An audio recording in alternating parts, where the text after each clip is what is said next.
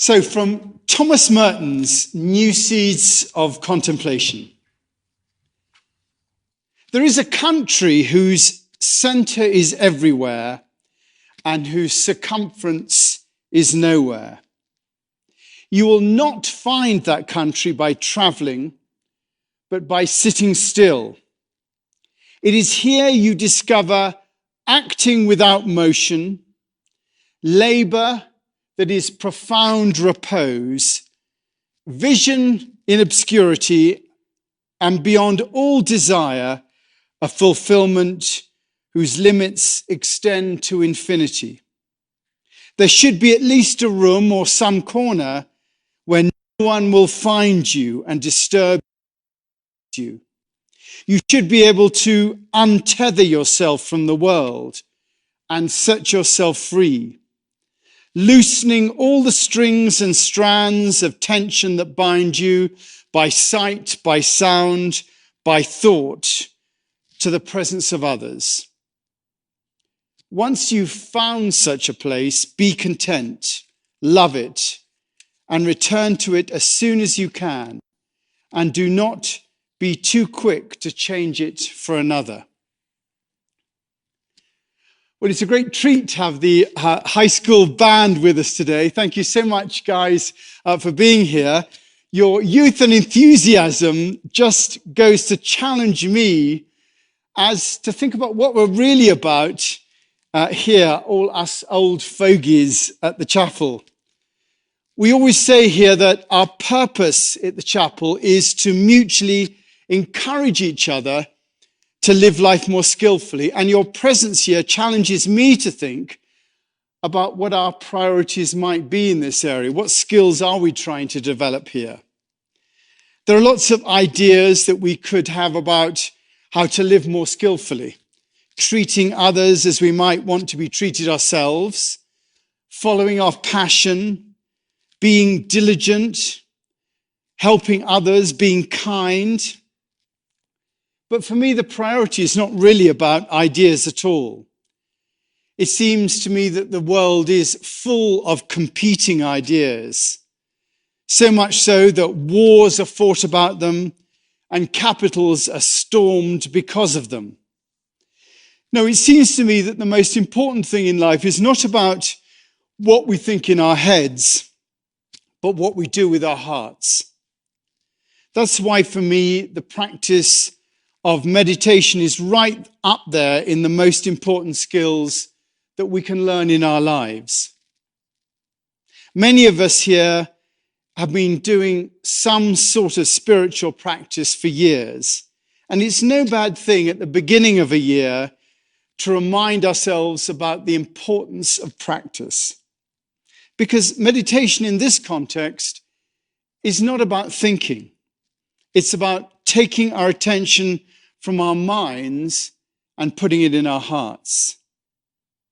Our heart, the center of ourselves, the seat of our emotion, the seat of our feelings, of our connection with the essence of life, that which drives us. It doesn't think, it feels.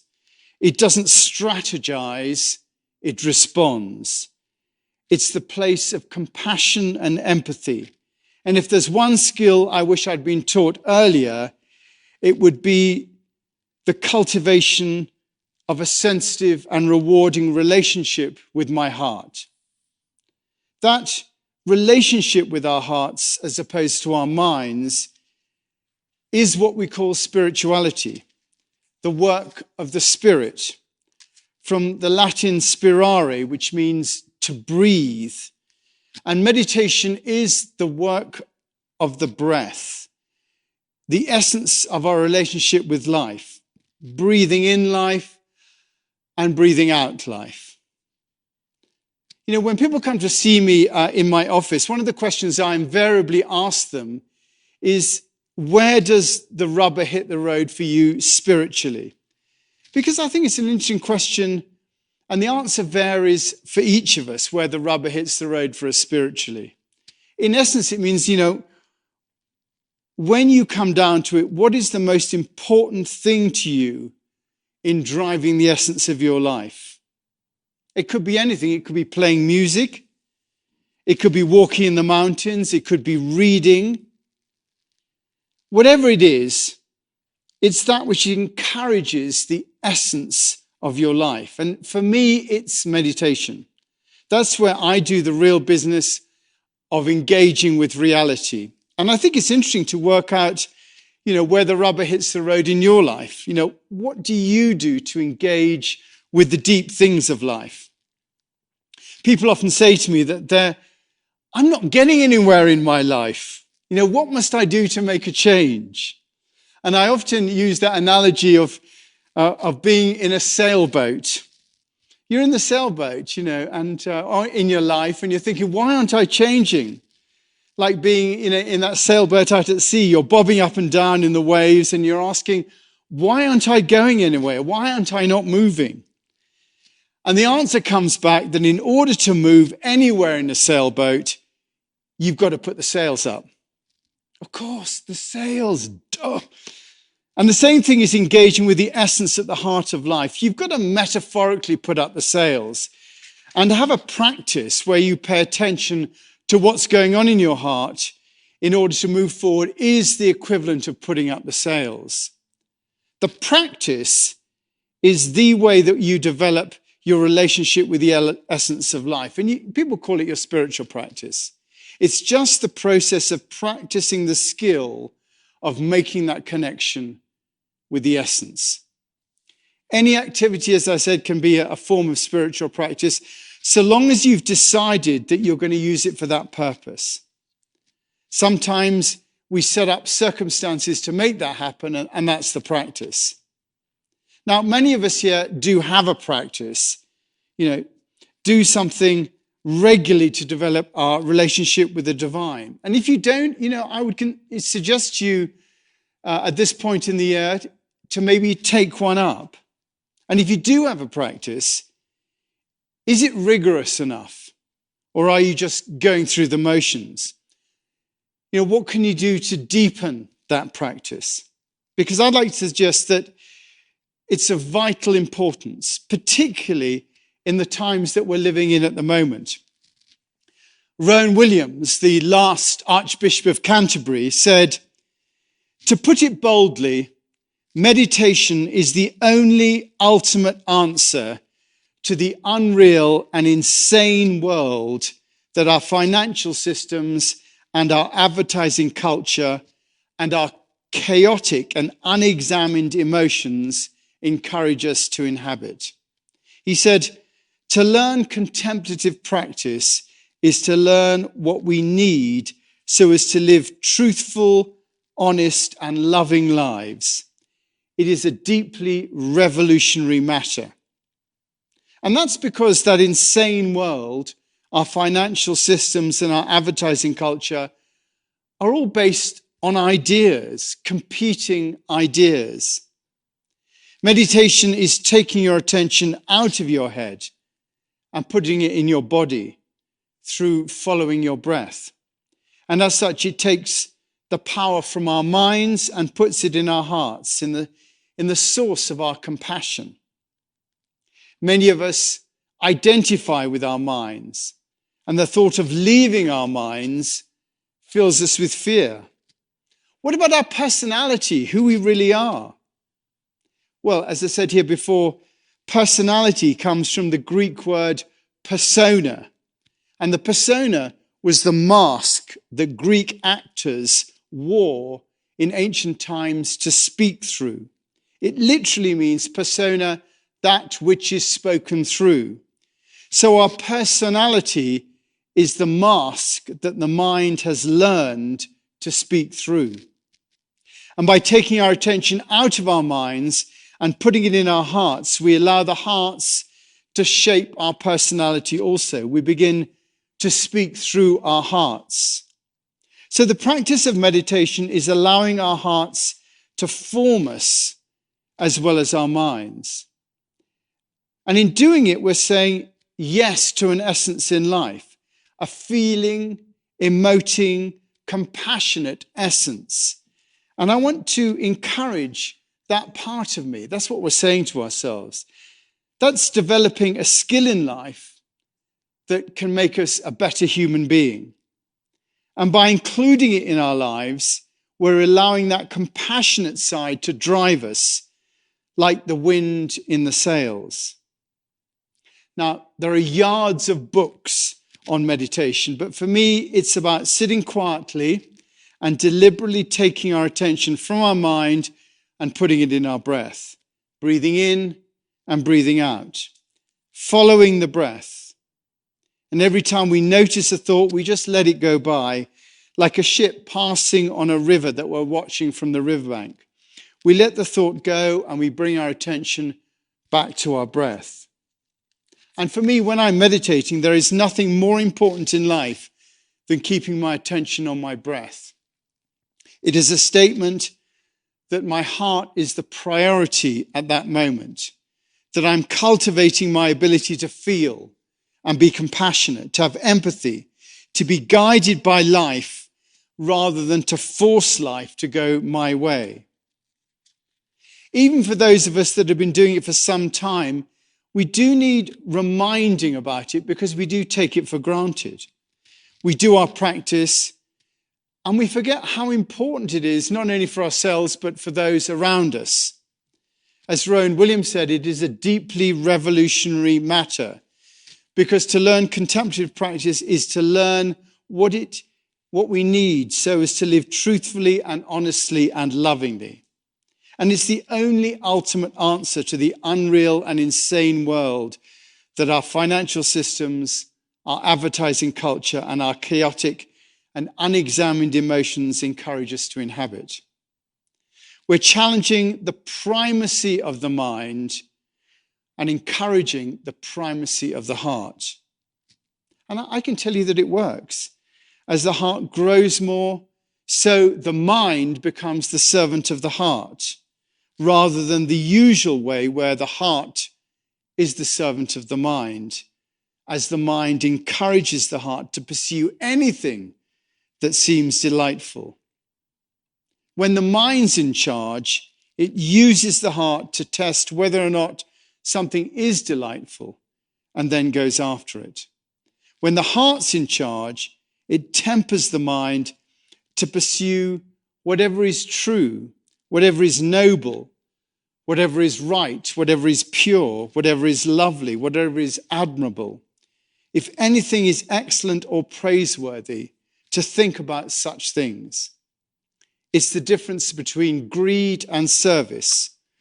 One is for the self, the mind, the other is for the good of others. For me, the beginning of the year has to be a time to consider what we're really about. And I want to encourage all of you to review your practice. How is it serving you? How committed are you? Could you go deeper with it? It's often said that we live in difficult times at the moment, and I want to repeat that quote I used last week from Garshen Rinpoche, who spent some time in prison, and he said, "The extent of your realization or your enlightenment will be known when you encounter difficult circumstances. You do not know the extent of your realization when things go well.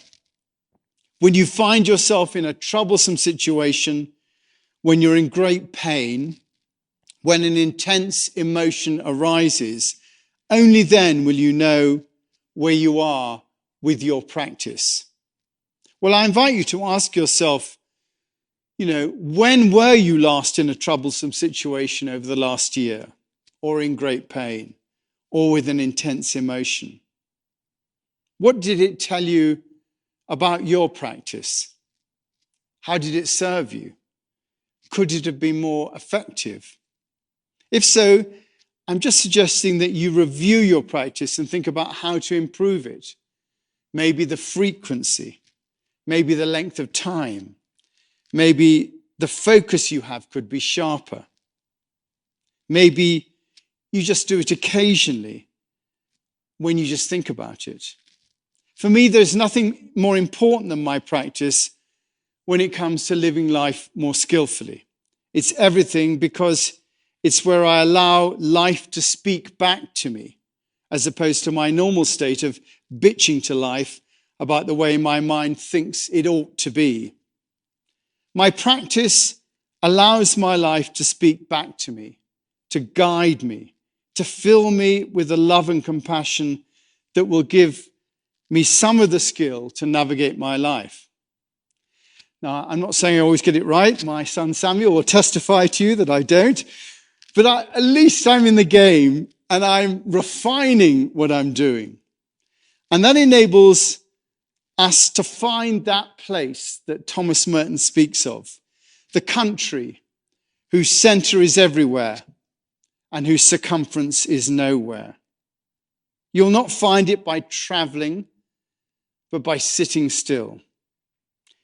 It's here you discover acting without motion, labor that is profound repose, vision in obscurity, and beyond all desire, a fulfillment whose limits extend to infinity. There should be at least a room or some corner where no one will find you or disturb you or notice you. You should be able to untether yourself from the world and set yourself free, loosening all the strings and strands of tension that bind you by sight, by sound, by thought to the presence of others. Once you've found such a place, be content, love it, and return to it as soon as you can. Do not be too quick to change it for another. Well, I'm just going to suggest we maybe just spend a little time looking for that place right now. Just have a practice of it. So I'm just going to invite you wherever you are, just to maybe close your eyes and just notice whatever's going on in your mind, the thinking that's there, any preoccupation. Why am I doing this? What's going on? Where's my coffee?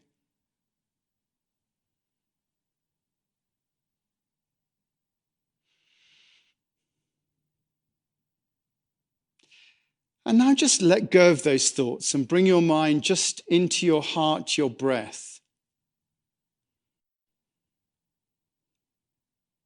And keep your attention on your breath, breathing in, breathing out.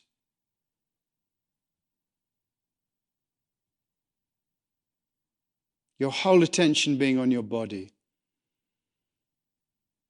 on your breath.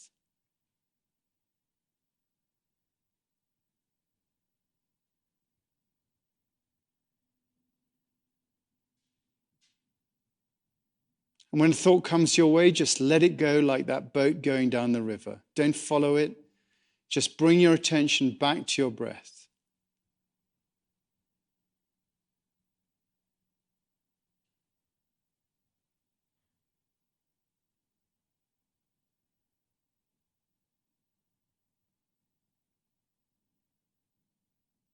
That's all meditation is. The attention outside the mind.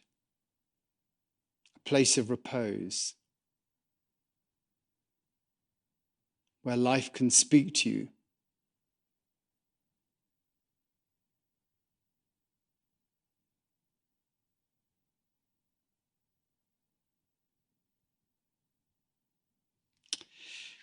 Amen.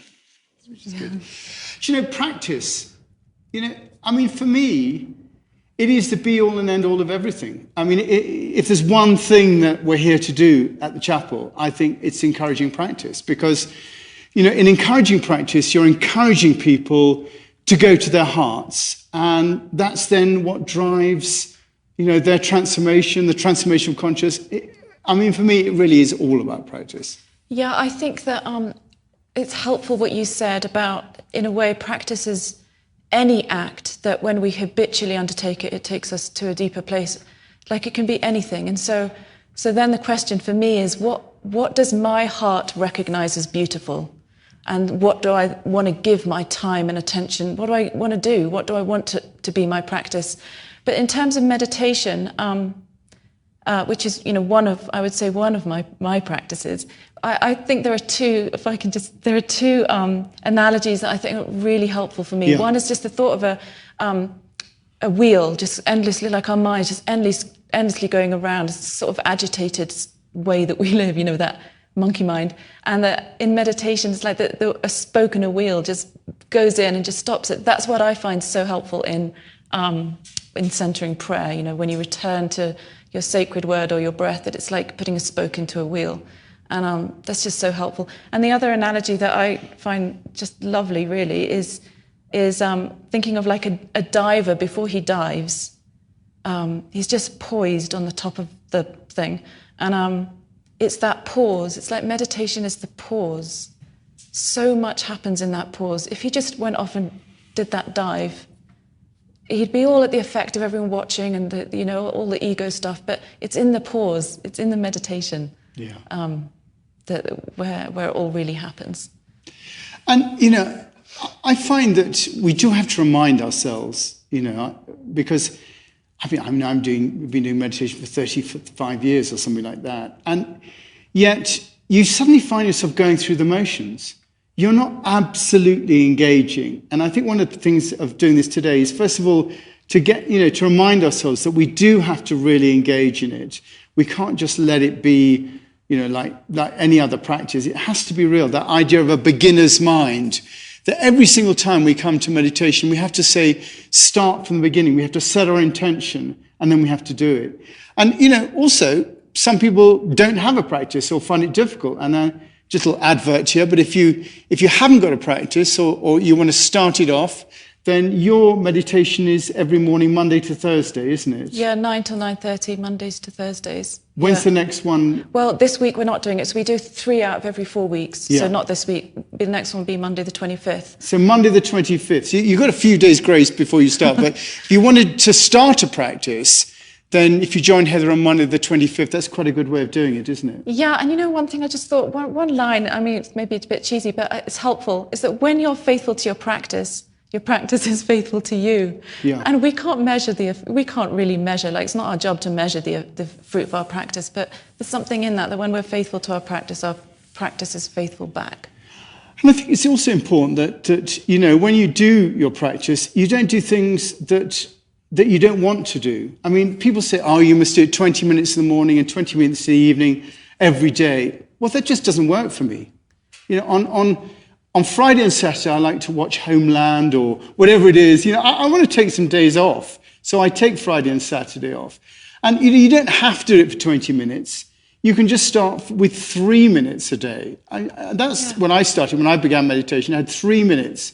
And I just added little bits of time as I went along. And you've got to find your own balance. For some people, the balance is over here. Some people, it's over here. Whatever's going to serve you. You can't be sitting in meditation going, I wish I wasn't doing this. Yeah. You have to actually be wanting to do it, I think. Exactly. It's following your heart. Like, what does your heart want? What do you want? What's beckoning you? What's drawing you? Yeah. One final thought, if we have time, is just that I emphasize this so much all the time in our morning meditations, but there's something about our meditation not just being about for our own spiritual development. That's pretty boring at the end of the day. Yeah.